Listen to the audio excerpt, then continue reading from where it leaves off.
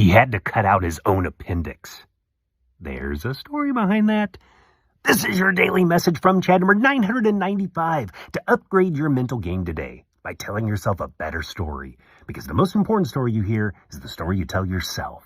This message is dedicated to CJ Armstrong on her birthday. Happy birthday, CJ. Here's the upgrade. The problem is you need brain surgery, and upgraded thinking recognizes you're the only one who can perform it. Here's the story.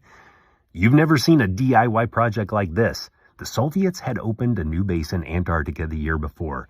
It was a crew of 12 men. One was a doctor. He was 27-year-old Leonid Rogosov. About a month after a polar storm had trapped the crew in the station for the foreseeable future, Rogosov felt symptoms of appendicitis. The journey from Russia to the Antarctic had taken 36 days by sea, and the ship wouldn't be back for another year. Flying out wasn't an option because of the polar storm. By April 1961, his condition worsened. He knew if he were to survive, he would have to perform the appendectomy himself. He instructed colleagues to hand him instruments and hold the mirror. He injected himself with Novocaine and made the incision. Because everything was backwards, the mirror didn't help much, so he worked mainly by touch without gloves. There was a lot of blood. He felt himself losing consciousness several times. He would work for 4 or 5 minutes and stop for a few seconds. Rogosov wrote that when he finally got to the appendix, he saw the dark stain at its base. I knew another day and it would have burst. In his account, he says, when it finally came to removing it, his heart seized and his hands felt like rubber. He didn't fail, though, and after 2 hours, he finished sewing the last stitch. 2 weeks later, he was back on regular duty. He died at the age of 66 in St. Petersburg in 2000. That story opens a new book I'm going through titled The Life-Changing Art of Self-Brain Surgery. It's written by a neurosurgeon who makes the case that everyone essentially is performing brain surgery on themselves through their thoughts.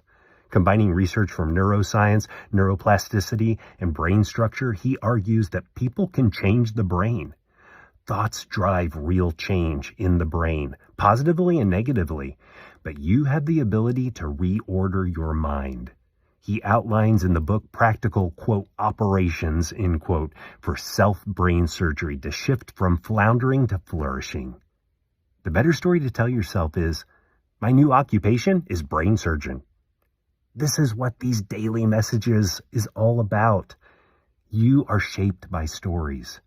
You can control the stories you tell yourself. The human body has glands that secretes all sorts of things, bodily fluids. Your mind secretes stories, and you live by the narratives you tell yourself. It's the only way you know how to experience things, and it is your glory.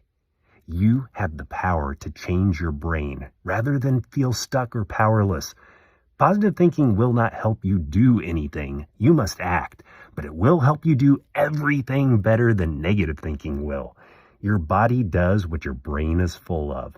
And it all starts with telling yourself a better story. Because the most powerful story in the world is the one you tell yourself. Tell me a story of brain operations you've had to perform on yourself to fromchadsmith@gmail.com. Send someone a text and ask them, have you heard the story of the man who had to cut out his own appendix? You can get a free copy of my book, The Most Powerful Story in the World, by going to fromchad.gumroad.com. The transcript of this message and hundreds of others are always available at www.fromchad.com.